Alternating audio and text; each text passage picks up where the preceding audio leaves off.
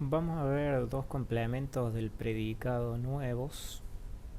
Para cada uno de ellos tenemos un texto. En primer lugar, el texto la tarea. Tenemos aquí un mensaje de correo electrónico que se envía un compañero al otro respecto de la tarea de latín. Bien. Tenemos la actividad 1, extraer la oración resaltada en cursiva. Esta oración de acá, la profesora de latín le tomó lección a Esteban. Vamos a responder las siguientes preguntas en relación con esa oración. ¿Quién le tomó la lección a Esteban? ¿Qué le tomó la profesora de latín? ¿Y a quién le tomó la lección la profesora? Bien. Acá nos explica que la primera respuesta corresponde al sujeto de la oración. O sea, ¿quién le tomó la lección a Esteban? La profesora de latín es el sujeto de la oración. Bien. Me doy cuenta que está en singular y el verbo está en singular. Ella tomó. La segunda corresponde al complemento directo. ¿Qué le tomó la profesora de latín a Esteban? Lección es el complemento directo porque es lo que toma. La tercera pregunta, ¿a quién le tomó la lección? Corresponde al destinatario de esa acción. En este caso, tomar la lección. Se trata del complemento indirecto. Bien, en este caso el complemento indirecto entonces es a Esteban. Y también, como vamos a ver en un rato, el pronombre le. En relación con eso, la pregunta 3. ¿A quién designa el pronombre le en la oración anterior? Si nos damos cuenta, este le está designando a Esteban, ¿sí? O sea, está dos veces Esteban acá. La teoría. El complemento indirecto puede reemplazarse por los pronombres le o les. Le si es singular y les si es plural. Recuerden que el complemento directo se reemplaza por lo, la, los y las. Este indirecto se reemplaza por le o les. Lo que nos explica acá es que muchas veces se da el proceso de duplicación. ¿Qué quiere decir? Que en la oración aparece dos veces el complemento indirecto. Como en este ejemplo, ¿no? Aparece con a Esteban y aparece con el pronombre le. Bien. Entonces, en la 4 vamos a transcribir las oraciones que tienen complemento indirecto duplicado, o sea, con el pronombre le o les y con la preposición a, en cualquier parte del texto. Hay varias. En la 5 vamos a pensar si la duplicación es obligatoria o no.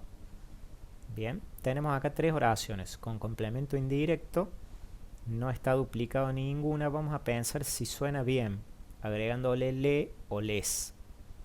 Bien. Luego de eso vamos a pensar, ¿qué pasa si reemplazamos por pronombres el complemento directo y el complemento indirecto en la misma oración? Vamos a probar con estos tres ejemplos. Los probamos acá. Desde ya les voy dando una pista. No podemos decir léelo. Bien, ni léela. Se va a reemplazar el pronombre le o les por otro pronombre. Es fácil, bien, parece un poco complicado, pero se van a dar cuenta muy fácil. La última actividad en relación con el complemento indirecto es, tenemos oraciones acá de la A a la H. Vamos a hacer tres cosas en estas oraciones. Primero subrayamos los verbos, bien, los verbos de cada oración, el núcleo del predicado. Y luego vamos a resaltar en amarillo el complemento directo, que ya lo conocemos, y en verde el complemento indirecto, que lo acabamos de ver recién.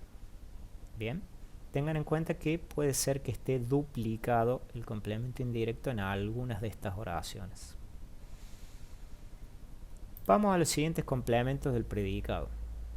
Tenemos el texto la estatua, que si ustedes recuerdan hay una estatua del fundador del colegio en el patio, a esa se refiere. La primera nos dice, subraya los verbos de cada una de las oraciones, o sea, de todas las oraciones de acá, subrayamos los verbos, ¿bien?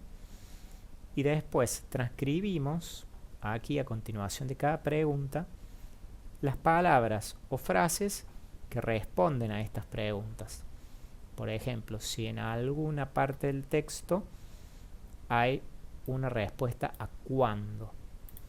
Les doy un ejemplo. En un costado del patio, al fondo, hay una escultura. El verbo de esta oración es hay. Bien. Acá hay varias respuestas a preguntas. Por ejemplo, en un costado del patio es una respuesta a dónde. ¿Sí? O sea, ¿dónde hay una escultura? En un costado del patio. Lo notamos acá. Al fondo también es una respuesta a dónde. Anotamos acá al fondo. Bien. Así hacemos con todo el texto. Podemos poner una respuesta o podemos poner varias. Entonces, estas palabritas que nosotros hemos extraído ahí son adverbios o grupos preposicionales que modifican al verbo, porque estamos dentro de los complementos del predicado. Recuerden, los complementos del predicado son complementos que modifican al verbo, que es el núcleo del predicado. Los grupos preposicionales habíamos visto ya cuando vimos sujeto que eran preposición más sustantivo. Bien, por ejemplo, en un costado del patio, que decíamos recién, tenemos la preposición en y el sustantivo costado, toda la frase, un costado del patio. Entonces, en un costado del patio es un grupo preposicional. ¿Por qué? Porque es una preposición y después le sigue una palabra o una frase. Estos complementos se denominan complementos circunstanciales. ¿Por qué está en plural? En este caso porque son varios. Son todos estos que están acá, en la actividad 2 y 3. Bien. ¿Qué tenemos que hacer en la 2?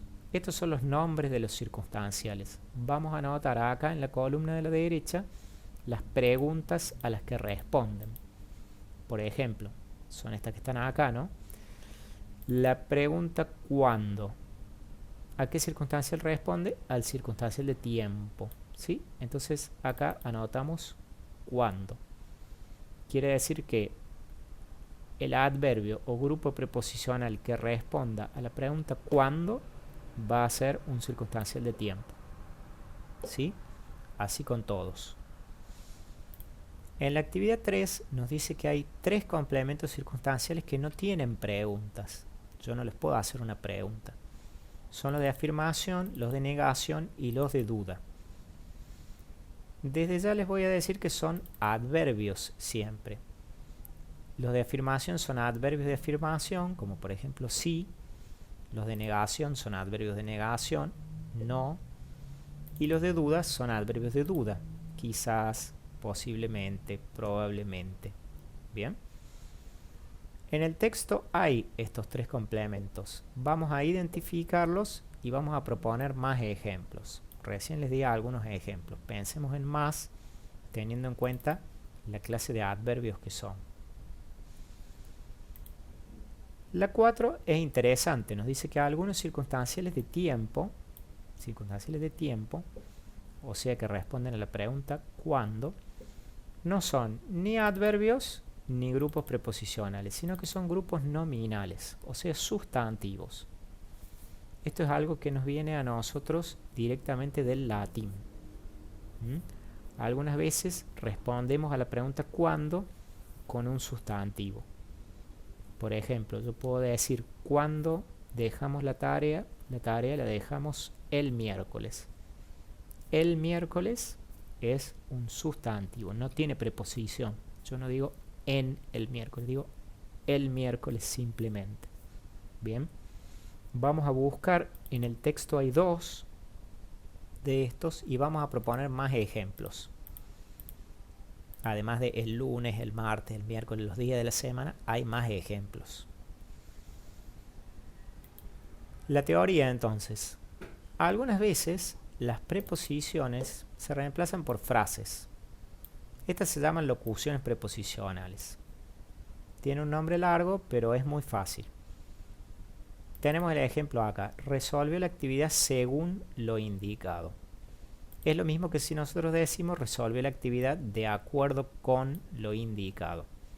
Es decir, de acuerdo con son 3 palabras. Por lo tanto es una frase, no es una palabra sola. Pero reemplaza, significa lo mismo, es equivalente. X, recuerden que significa igual, a una preposición de una sola palabra, en este caso a según. ¿Recuerdan las preposiciones? Son las que vimos hace un par de clases. Ante, bajo, con, contra, desde. Bien, esas que ordenamos alfabéticamente. Entonces, algunas veces, en vez de poner una preposición con una palabra, lo ponemos con una frase. ¿Sí? Para practicar esto tenemos esta actividad 5. En la actividad 5 hay una lista de preposiciones y de palabras. Hay que hacer 3 cosas con esto. Lo primero es seleccionar aquellas de la lista que permitan formar locuciones preposicionales, esto que vimos acá, terminadas en la preposición de. Fíjense que acá yo les doy líneas de puntos para indicar la cantidad de palabras que hay. Acá hay una palabra, 2 palabras y la tercera es la palabra de. Bien. Lo segundo que tenemos que hacer es armar oraciones utilizando complementos circunstanciales que comiencen con estas locuciones que hemos formado acá. Y lo tercero es indicar qué clase de circunstancial se formó. Bien, ¿qué palabras vamos a poner en esta línea de puntos? Estas de las 3 columnas de acá. ¿Sí? Hay un ejemplo que está en verde que yo les doy y para eso tacho estas dos, a y través, y me queda a través de.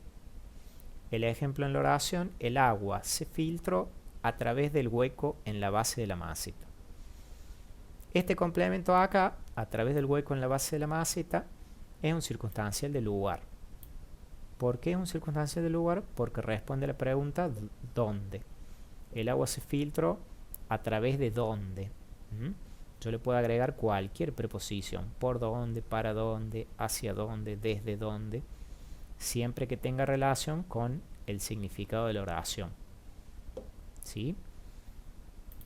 Entonces, seleccionamos palabras de acá, las ubicamos en la línea de puntos, formamos una locución preposicional que termine en de, escribimos una oración con un circunstancial que empiece con esa locución y le ponemos entre paréntesis qué clase de circunstancial es. Acá hay un aviso, nos dice: hay palabras que sobran. De estas 3 columnas les van a sobrar palabras. Terminamos con estas 3 de acá. La última actividad en relación con los complementos circunstanciales quizás sea un poco más simple. Tenemos un diálogo entre 2 compañeros de clase, A y B. La consigna nos dice completar el diálogo en las líneas de puntos, indicando entre paréntesis qué complemento circunstancial usamos en cada caso. Es decir, completamos el diálogo con un complemento circunstancial, cualquiera de los que ya vimos, ¿sí? Y que tenga relación con lo que están hablando. Se van a dar cuenta fácil cuando lo lean. Y le ponemos entre paréntesis qué complemento circunstancial es. ¿Sí? Recuerden que la lista de complementos circunstanciales la tenemos acá. Todos estos que se reconocen a partir de las preguntas y estos 3 que no tienen pregunta. Bien.